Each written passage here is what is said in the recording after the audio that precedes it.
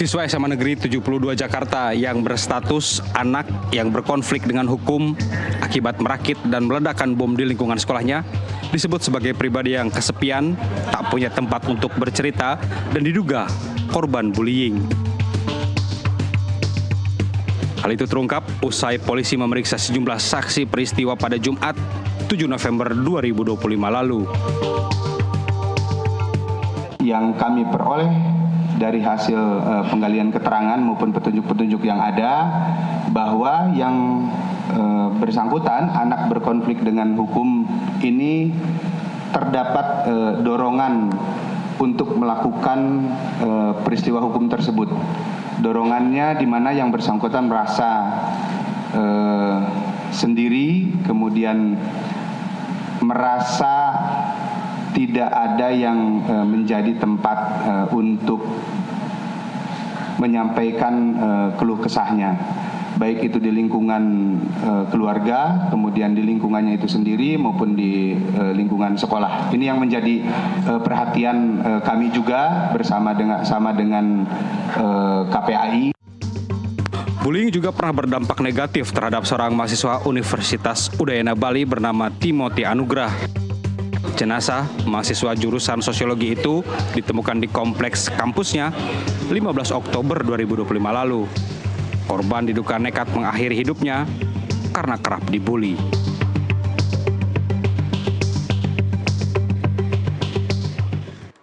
Bagaimana dampak perundungan atau bullying terhadap kondisi kejiwaan seseorang? Kenapa bisa berakhir tragis dan nekat? Kita akan jelajahi isu agar bisa memahami realita bersama narasumber Dialog Prime sore hari ini. Di studio sudah hadir bersama kami psikolog sekaligus grafolog atau ahli yang menganalisa karakter seseorang lewat tulisan tangannya. Ada Joyce Manurung. Selamat sore, Mbak Joyce. Apa kabar? Selamat sore pemirsa. Kabar baik, terima kasih sudah hadir di NTV Prime kali ini. Terima kasih. Ini menjadi penting banget karena kita masih harus mengulas mengenai kasus ledakan yang terjadi di SMA N 72 Jakarta ya, Mbak Joyce. Ini ada sejumlah temuan-temuan baru dari pihak kepolisian yang mengatakan bahwa pelaku ABH, anak yang berkonflik dengan hukum ini, dalam kondisi kesepian dan ternyata jarang berinteraksi dengan lingkungan sekitar. Nah, apakah kondisi remaja yang kesepian bisa se-ekstrim itu melakukan tindakan yang bisa dikatakan kriminal yang ekstrim begitu? Nah, kita bicara remaja ya. Remaja ini adalah dalam fase hidup manusia, itu fase hidup paling kompleks dan seperti roller coaster. Naik turun, naik turun. Nah, di fase ini memang kita bicara tentang anak-anak yang ingin mendapatkan pertama pengakuan, penerimaan, membangun identitas. Karena di fase ini ada dua kondisi yang sedang dimunculkan. Pertama, dia ingin menjadi independen. Dia mandiri, bisa apapun. Namun sisi lain dia sangat bergantung pada support sistemnya, orang tua, guru dan sebagainya. Kalau ada dua kondisi seperti ini, maka akan terjadi konflik internal. Orang kalau konflik internal biasanya akan bingung melakukan apapun, bingung ambil keputusan. Belum lagi tingkat kognisinya belum matang, belum bisa nganalisis, common sense-nya belum kuat dan sebagainya. Nah, ketika dia ada persoalan dan tidak ada support system yang bisa menjadi teman, bicara, memberikan pencerahan atau minimal nanya dijawab deh, kan nggak ada. Akhirnya dia mencerna sendiri, dia mengelola sendiri. Nah, dengan kondisi orang bingung, orang belum matang, apa yang mungkin dihasilkan? Nah, yang dihasilkan adalah hal-hal yang menurutnya benar, dan benar. Menurutnya.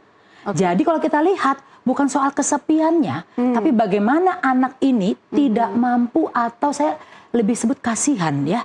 Dia tidak punya orang untuk mendampinginya, menyelesaikan semua isi pikiran dan perasaannya dia. Ya, ini seperti gunung es ya, Mbak ya. Betul, benar-benar menumpuk begitu karena dirasa support system dari keluarga tidak ada, dari lingkungan sosial dan bahkan sekolah ya, yang seharusnya ini bisa menjadi ruang aman bagi peserta didik. Iya, gitu. Artinya sebenarnya anak-anak seperti ini sudah mendapatkan perlakuan tertentu gitu ya, perhatian tertentu.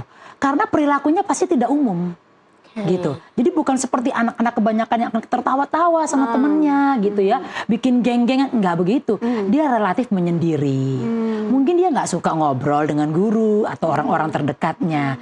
Nah, perilaku-perilaku seperti ini kan mudah untuk dibaca, udah diamati, sehingga guru bisa mengamati kok dia agak berbeda ya. Atau kalau ditanya itu jawabannya sangat singkat, normatif, sekedarnya dan sebagainya. Jadi anak tidak terbiasa untuk mengekspresikan apa yang jadi perasaannya itu kayak apa yang jadi kemarahannya. Apalagi kalau tadi dikatakan ada unsur penrundungan yang pernah dia alami, ini semakin kompleks gitu. Seharusnya pihak sekolah memang bisa benar-benar ya ambil peran di sini mendeteksi, ya bukan hanya nunggu mungkin ya, siswanya untuk datang ke ruang BK katakanlah seperti itu ya Mbak Joyce. Tapi basis pertama bukan sekolah, rumah, orang tua, keluarga, orang-orang terdekat yang ada di lingkungan yang setiap hari dia temuin. Jadi sekolah itu melengkapi sebenarnya. Jadi kalau kita sebut orang tua di sini fungsi ayah dan fungsi ibu ada nggak? Saya tidak bicara soal fisik ayah dan ibunya, tapi fungsinya berperan atau tidak. Bagaimana ibu dan ayah itu membuat komunikasi terbuka, interaksi yang terus-menerus intens dengan anak. Nggak sekedar nanya, Dek tadi siang makan apa? Dia udah belajar belum? Bukan itu komunikasi. Apalagi menghadapi remaja ini kan sangat kompleks ya Mbak Joyce ya. Betul. Beda parents yang mengurusi gen alpha sekarang dengan anak-anak remaja yang mungkin mereka kecenderungan untuk melihat media sosialnya juga sudah tidak bisa. Paparan media-media itu sudah membuat mereka berpikir jauh dibandingkan orang tuanya. Ada yang orang tua nggak ngerti, dia lebih paham dari itu. Sehingga barangkali orang tua juga perlu lebih cerdas daripada anaknya. Nah bagaimana fungsi kedua ini, ayah dan ibu itu ada. Kalau dia tidak ada, tanda kutip saya selalu bilang, timpang. Jadi perkembangan anak itu bolong, ada hal yang bolong di dalamnya. Gitu. Pelaku anak berkonflik dengan hukum ini di SMAN 72 ini dikatakan sosok ibu tuh jauh ya, ada di luar negeri. Yang ada adalah sosok ayah. Tetapi kita belum tahu ini rilis dari pihak kepolisian seperti apa. Apakah sosok ayahnya benar-benar ada begitu ya untuk bisa menjadi orang tua yang dekat dengan si anak ini. Tetapi kalau dalam berbagai kasus remaja yang mungkin hanya memiliki salah satu peran saja, itu seperti apa Mbak biasanya? Kalau fisiknya hanya satu, sebenarnya bisa peran itu disubstitusi oleh pihak lain, pamannya, tantenya, neneknya, siapa saja. Atau ayah itu bisa memainkan dua peran walaupun tidak akan penuh. Namun dia bisa mengambil aktivitas tertentu atau cara-cara tertentu yang bisa memenuhi kebutuhan anak akan fungsi ibu. Kan feminisme dengan maskulisme beda perannya, pasti. Sehingga anak butuh dua-duanya. Namun lebih dari itu sebenarnya kalau saya lebih menyoroti soal bagaimana bentuk afeksi pada anak. Ayahnya ada misalnya, ngobrol, tapi nggak ada afeksi. Di usia remaja yang terpenting adalah afeksi, perhatian. Kita semua dunia ini tahu deh ada 5 bentuk cinta. Bagaimana mengekspresikannya? Love language ya. Benar. Nah itu boleh dipilih. Dan kalaupun orang tua nggak teredukasi mengenai hal itu, minimal dia tahu berbicara dengan lembut. Bagaimana menanyakan persoalan anak dengan cara yang mudah diterima anak, nggak interrogatif, nggak marah-marah, tidak menyalahkan gitu ya, atau tidak menuduh anak kamu sih di kamar terus, kamu apa gunanya nggak belajar, itu dihilangkan semua. Nah bagaimana sekarang peran ayah ini melakukan itu? Supaya anak-anak remaja ini merasa aman dengan orang tua, sebetulnya kedekatan itu sudah harus dibangun sejak dini ya Mbak Joyce? Yes. Jadi saya selalu bilang, makanlah di meja makan bersama-sama. Luangkan waktu untuk semua keluarga duduk bersama, ngobrol. Setelah makan, diajak ngobrol hari ini ngapain aja. Sebelum tidur ada pillow talk, bicara sama anak. Kalau boleh saja kita misalnya menceritakan persoalan kita yang sederhana pada anak, minta anak untuk misalnya memberikan pendapat, opini, itu merangsang anak untuk juga berbagi persoalan dan perasaannya. Jadi banyak cara sebenarnya kalau orang tua mau belajar. Ya, kalau kita balik lagi lihat ke lingkungan sekolahnya nih, Mbak Joyce, melihatnya seperti apa dengan kondisi yang terjadi ini? Sebetulnya apakah sekolah juga bisa dikatakan kecolongan? Saya tidak bisa kasih justifikasi seperti itu ya. Kita perlu assess juga lebih jauh. Tapi paling tidak, disinilah peran guru tadi saya katakan untuk lebih peka membaca. Walaupun kita mungkin nggak bisa menuntut guru bisa baca 30 anak sekaligus gitu ya. Tapi paling tidak dengan melihat perbedaan perilaku, guru harus peka. Yang kedua ada sistem. Di sekolah itu sistem pembelajaran pasti sudah sangat bagus. Namun adakah misalnya sistem membangun empati? Sistem membangun moralitas. Karena empati itu tidak dibawa lahir. Tapi dia dilatih hari demi hari. Kekerasan itu jauh sekali dari kata empati. Nah, artinya anak yang melakukan kekerasan, empatinya dia simpan lah. Atau dia tiadakan gitu. Saya nggak tahu ya bentuknya seperti apa nanti setelah diasess. Sehingga di sekolah perlu ada pembinaan soal empati-empati ini. Lalu moralitas, kita nggak hanya bicara soal ajaran, soal agama, tapi bagaimana mengasihi manusia, bagaimana mencintai makhluk hidup, tidak hanya manusia, yang lainnya. Nah itu diajarkan dalam bentuk perilaku. Contoh, negara Jepang bisa kok. Ya, contohnya gimana tuh Mbak Joyce? Contoh, kalau ada orang lewat bisa tunduk dan dia tersenyum. Itu hal paling mudah. Kenapa anak-anak sekarang di Indonesia misalnya tuh ya, saya ketemu tuh kalau lewat ya lewat aja. Gitu, nggak say hi apa kabar. Kalau kita bilang say hi, baru dia mengatakan hi. Nah, hal seperti ini nggak muncul secara alamiah. Jadi empatinya nggak muncul. Kira-kira begitu. Sementara empati itu harus dikeluarkan melalui latihan.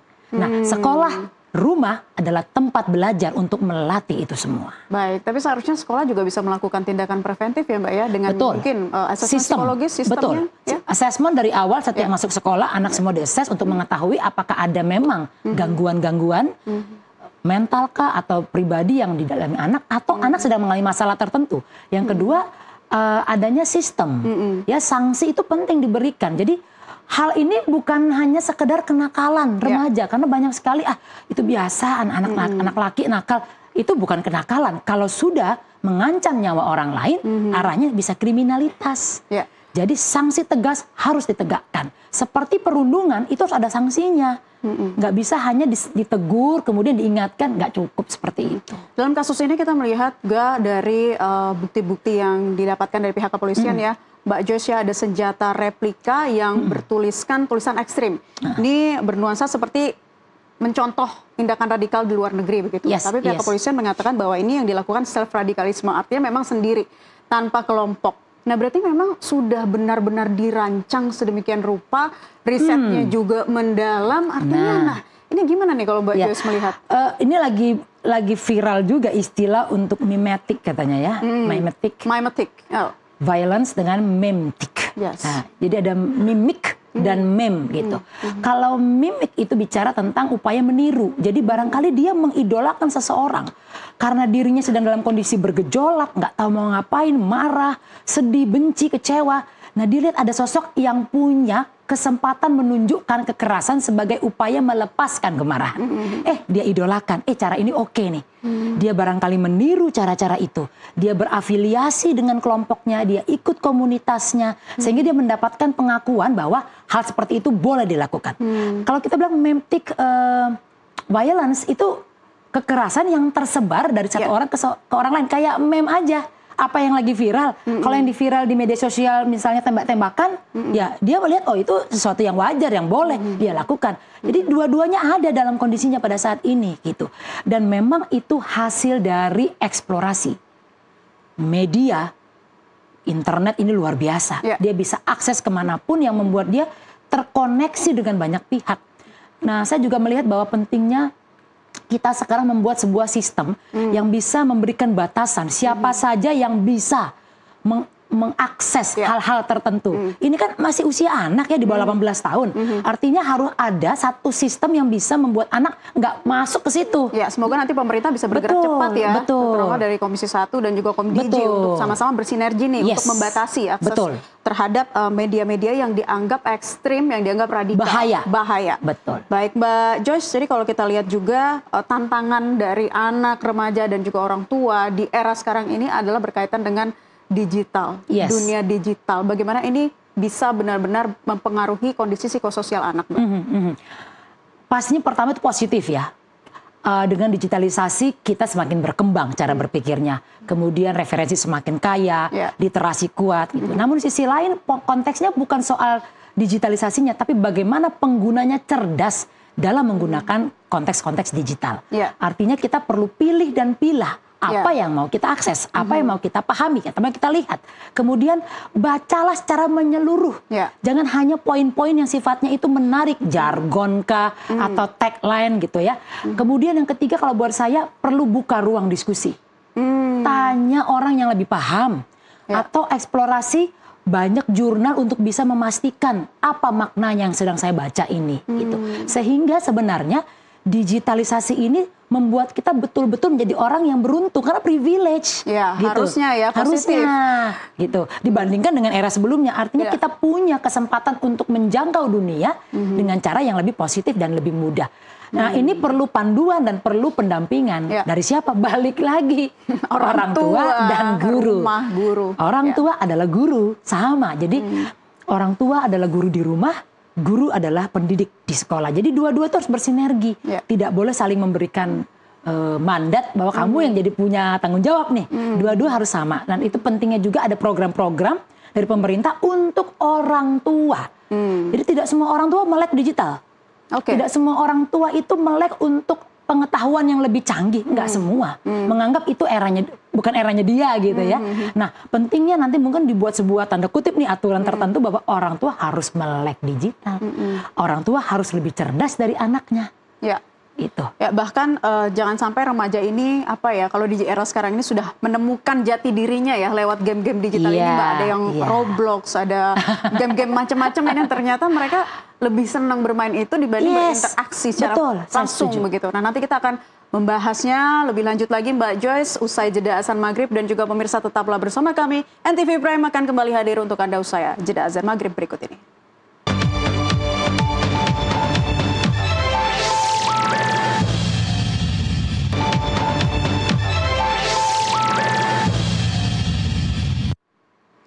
Kembali bersama kami di NTV Prime, dan pemirsa kita akan kembali melanjutkan dialog di NTV Prime kali ini terkait dengan dampak perundungan atau bullying terhadap kondisi kejiwaan seseorang. Dan masih bergabung bersama kami psikolog Mbak Joyce Manurung. Mbak Joyce, jadi ini kita balik lagi ya bahwa peristiwa dari ledakan itu kita menyoroti bahwa memang ini bukan dilihat dari aspek hukum saja, tetapi banyak ya Mbak ya. Ada komprehensif di situ, lingkungan sosial, bahkan juga keluarga. Bisa Anda jelaskan kembali Mbak? Iya, artinya bahwa satu kondisi tidak disebabkan oleh faktor tunggal. Jadi ini terkoneksi dari banyak faktor dan itu sifatnya multiple. Dan tidak bisa kita sebutkan karena A, karena B semata-mata. Jadi memang perlu kerjasama dari banyak pihak juga untuk bisa menyikapi hal ini dari sejumlah sudut pandang, peran, kemudian kepentingan juga harus banyak.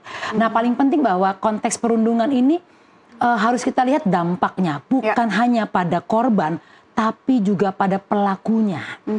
Karena ketika korban kita fokuskan bagaimana untuk menolong, membantu untuk recovery-nya begitu ya, kita lupa si pelaku ini kita biarkan saja. Padahal pelaku yang dibiarkan tanda kutip nih akan merepetisi perilakunya dan akan mencari korban-korban berikutnya. Jadi bentuk dampaknya ini tidak hanya kita lihat pada korban tapi juga pada si pelaku. Nah, apa dampaknya pada korban? Ya, kita tahu tidak ada orang yang akan senang dirundung karena itu mempermalukan. Perundungan adalah tindakan kesengajaan yang dilakukan pada seseorang untuk mempermalukan orang tersebut dengan cara berulang-ulang. Nah, jadi ketika orang dipermalukan, harga dirinya tidak ada. Dari mulai dia membalas, dari mulai dia hanya menyimpan sampai mengalami gangguan-gangguan. Ada gangguan kecemasan, ada yang mengalami sampai terjauh depresi. Jadi dampaknya sangat fatal. Bahkan tadi kita sudah pernah baca ya, ada beberapa anak yang dirundung yang kemudian memilih mengakhiri hidupnya. Jadi fatal sekali gitu. Stop bullying dan berikan juga pembelajaran dan pendampingan bagi pelakunya. Karena tadi kalau kata Mbak Joyce, kalau pelakunya tidak diberikan itu nanti akan terus berulang menerus.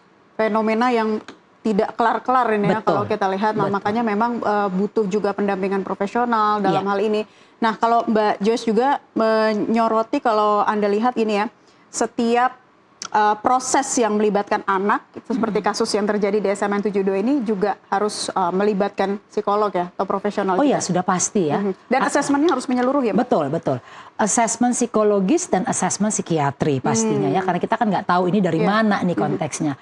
Artinya nanti setelah melalui assessment didapatkan hasil, kemudian kita bisa membaca apakah memang ada beberapa penyimpangan perilaku misalnya, atau apakah ada hambatan-hambatan emosi yang dimiliki, ataukah memang ada gangguan, tadi saya bilang gangguan mental yang diderita sang anak yang perlu disikapi, apakah melalui konseling, terapi, atau nanti mungkin butuh pendekatan medis. Itu nanti dibicarakan selanjutnya dengan tim asesornya.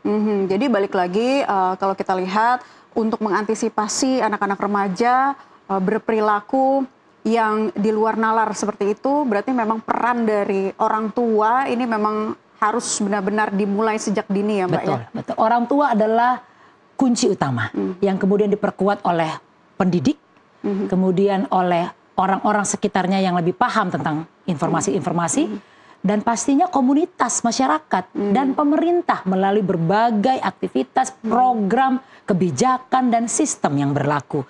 Artinya kita mulai melek bahwa anak tidak boleh sebebas-bebasnya melakukan apapun, gitu ya. Anak tidak boleh sebebas-bebasnya ingin memenuhi apapun yang dia inginkan.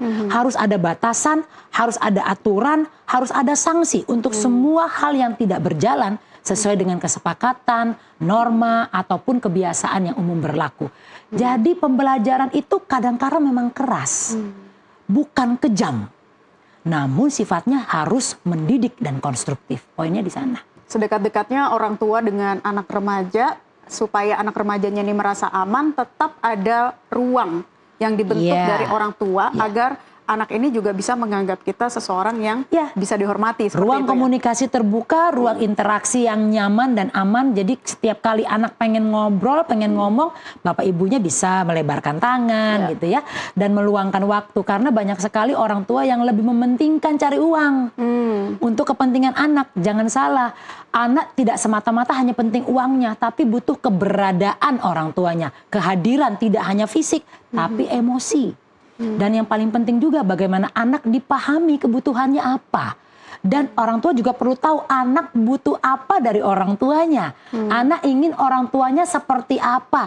Itu juga harus terjadi komunikasi terbuka supaya orang tua bisa memperbaiki perilakunya, bisa memperbaharui pengetahuannya, karena banyak orang tua merasa dia lebih tahu dari anak. Jadi hanya anak yang perlu diperbaiki. Dan itu yang membuat kadang-kadang saya juga bingung ya, kenapa kalau datang ke konseling itu orang tuanya nggak mau datang, anaknya aja. Padahal orang tua juga harus diperbaiki.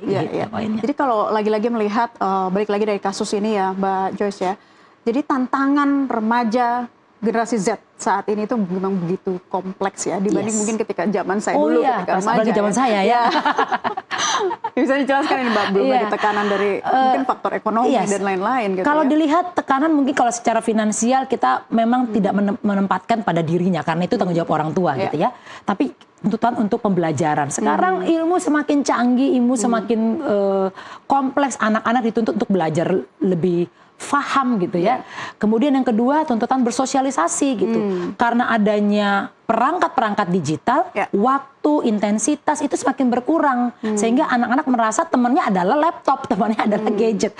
Nah, dia perlu menjadi teman lain. Itu pentingnya anak-anak sekarang berkomunitas. Kembali lagi punya teman secara fisik. Main-main di lapangan dimanapun, ikut kegiatan yang positif, konstruktif, dan kemudian punya mentor.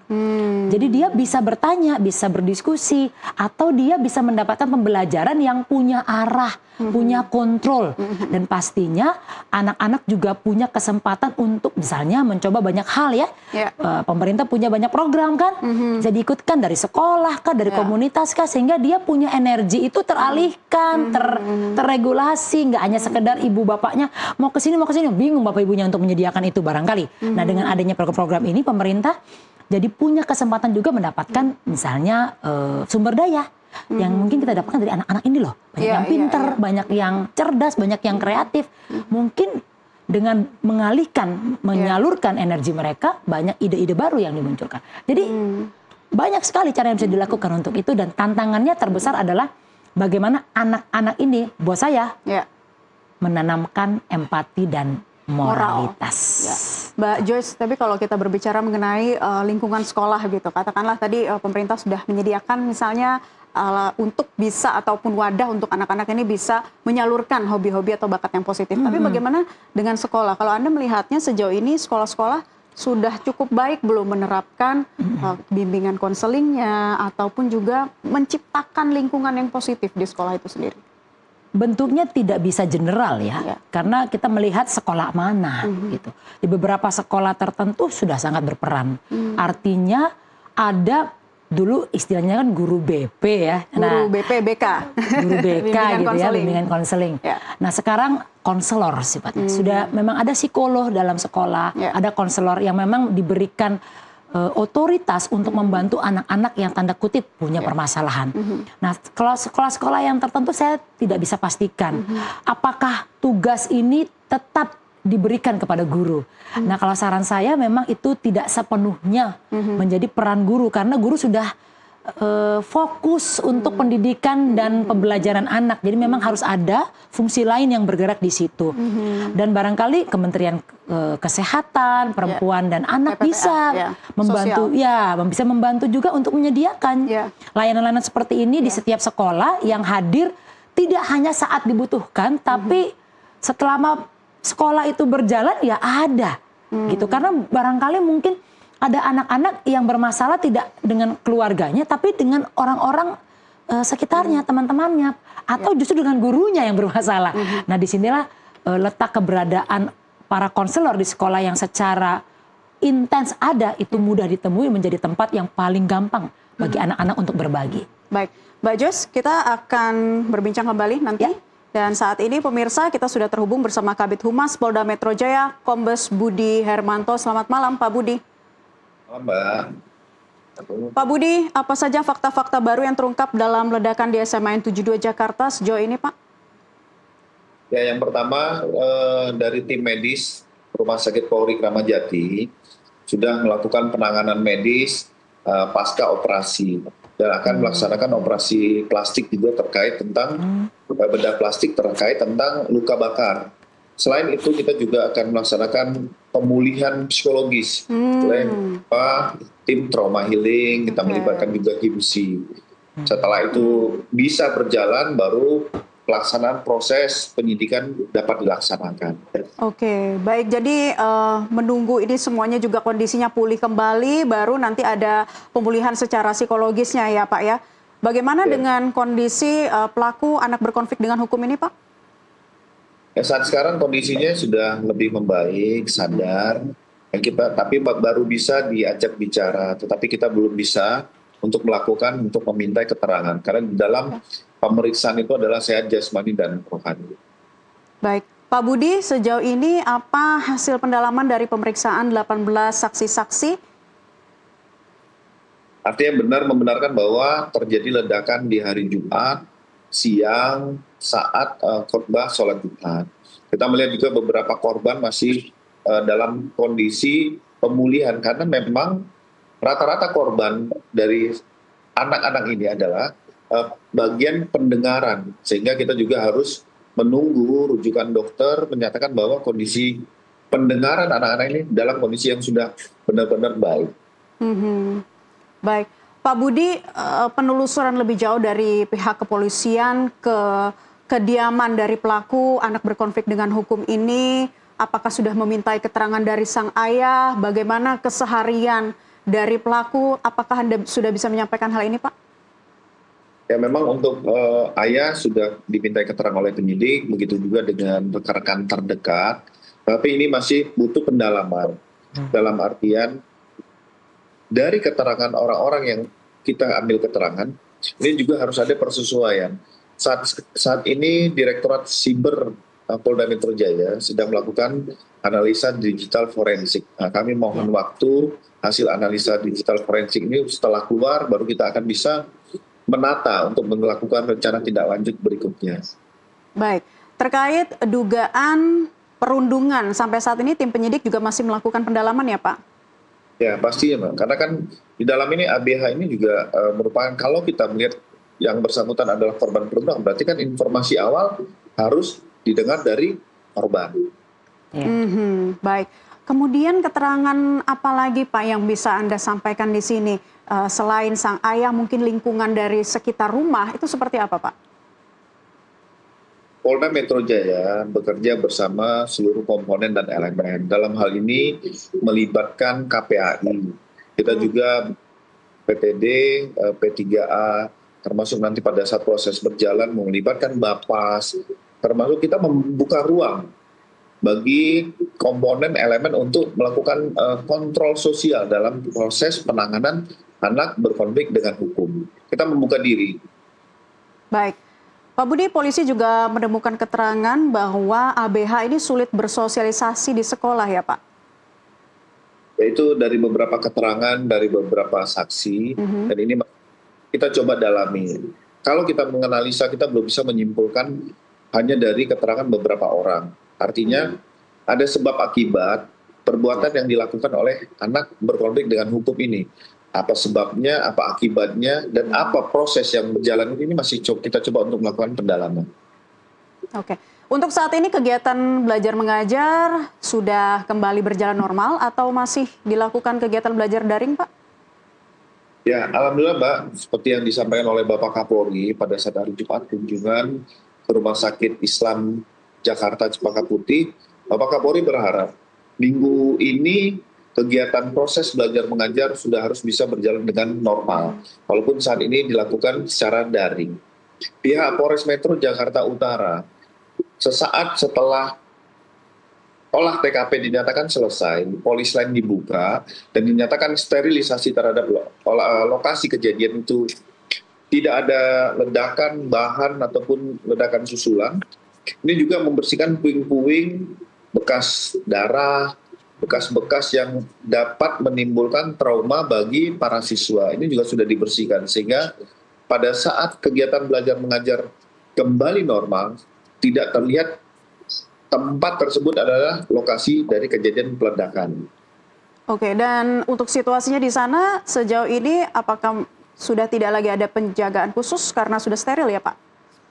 Ya, kemarin disampaikan pada saat rilis oleh Bapak Kapolda Metro Jaya bahwa situasi aman dan dapat dikendalikan. Bapak Kapolda sudah menyampaikan untuk seluruh masyarakat tenang, tidak khawatir, penanganan cepat, tepat, profesional dan secara transparan dilakukan oleh pihak kepolisian. Baik, Pak Budi, bagaimana juga penelusuran dari pihak kepolisian terkait lingkungan di sekolahnya Pak sejauh ini? Bukan hanya pihak sekolahan, kita juga akan pihak-pihak terdekat. Ada area formal maupun non formal, baik itu lingkungan keluarga. Dan ini sebenarnya tamparan bagi kita semua. Kita bekerja bersama-sama beberapa komponen, beberapa elemen untuk bisa menyelesaikan persoalan yang ada di sekolahan, di lingkungan pertemanan, lingkungan tempat kita tinggal, dan skup kecil adalah keluarga. Ini yang harus kita bangun, kita sama-sama mengkaji, membahas, agar persoalannya tidak berulang kembali. Baik, tapi sudah dapat dipastikan bahwa ABH ini tidak terafiliasi dengan kelompok manapun ya Pak? Ya, dapat dipastikan Mbak, kemarin dari Densus 88 sudah menjelaskan ABH ini tidak terafiliasi jaringan kelompok teror. Baik, Pak Budi, seperti apa juga koordinasi pihak kepolisian dengan pihak-pihak terkait lainnya begitu ya? Misalnya, apakah kemungkinan nanti akan menggandeng Komdiji juga untuk menyisir dan memblokir website ya yang dijadikan sarana pelaku ABH ini melihat tutorial perakitan bom misalnya Pak? Pastinya Mbak, kita akan membangun kerjasama, komunikasi, koordinasi dan kolaborasi bersama Komdiji, pihak-pihak berkompeten. Kami kita sama-sama melihat Komdiji juga sudah berupaya untuk membatasi situs-situs yang tidak layak dikonsumsi oleh anak. Nah, ini kita juga akan membangun kerjasama itu dan kita akan kolaborasi bersama-sama pihak yang memiliki kepentingan, memiliki kewenangan di dalam menyelesaikan persoalan ini. Baik, terima kasih Kabid Humas Polda Metro Jaya, Kombes Budi Hermanto sudah memberikan keterangan bersama NTV Prime kali ini. Selamat kembali bertugas, Pak Budi. Terima kasih. Ya, tadi kita mendengarkan bersama ya Mbak Jos ya keterangan dari Pak Budi bahwa ini merupakan tamparan bagi kita bersama ya, di mana nanti ke depannya harus ada yang bisa dievaluasi dari kejadian ini. Silakan. Artinya evaluasi itu pada semua pihak ya. Tidak hanya kita tujukan kepada ayah atau ibunya, tapi juga pihak sekolah, bagaimana sistem pembelajaran, kontrol, dan juga tadi saya katakan sistem pembangunan moralitas dan empati yang sudah terjadi. Lalu bagaimana konteks masyarakat sekitarnya yang kita juga harus pahami. Apakah memang hidup dalam punten saya katakan lingkungan yang keras, yang senang dengan kekerasan atau tidak.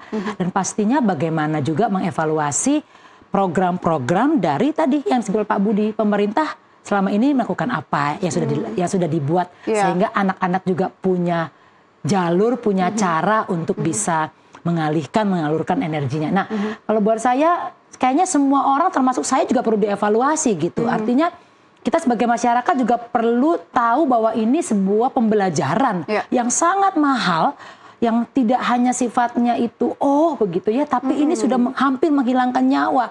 Artinya semua kita harus melek untuk kembali lagi ke rumah kita masing-masing, mengenal anak kita masing-masing, dan kemudian kita memperbaiki cara berpikir kita, perilaku kita, dan bagaimana kita melihat persoalan. Komunikasi kita dengan orang sekitar kita, dan mulai menata mental kita. Menjadi pelajaran berharga juga bagi orang tua bagaimana seharusnya bisa menangani remaja, terutama di generasi digital saat ini. Dan nanti Anda setuju jika memang pemerintah kemudian akan memblokir game ataupun website yang salah satu cara radikal. Barangkali bisa, walaupun kita mesti cek kembali apakah ini menjadi penyebab utama gitu ya. Karena kalau kita lihat kalau itu penyebab utama, ya harusnya semua pemainnya melakukan hal yang sama gitu ya. Ini kan enggak. Jadi kita lihat dulu dari aspek mana. Tadi saya katakan limitasi, batasan itu yang paling penting. Dan ada sistem yang tanda kutip bisa membantu anak untuk tidak mudah mengakses itu semua. Dan beruntung dalam kasus ini pelaku ABH ini masih hidup, jadi bisa dimintai keterangan Mbak Joyce ya. Dan nantinya kita akan tahu lebih lanjut seperti apa update terkininya dan bagaimana nantinya menangani para remaja ya, terutama dengan di era generasi digital saat ini. Mbak Joyce, terima kasih sudah bergabung di NTV Prime kali ini, sudah memberikan perspektifnya bersama kami. Dan pemirsa, tetaplah di NTV Prime, kami akan kembali hadir untuk Anda selesai jeda pariwara berikut ini.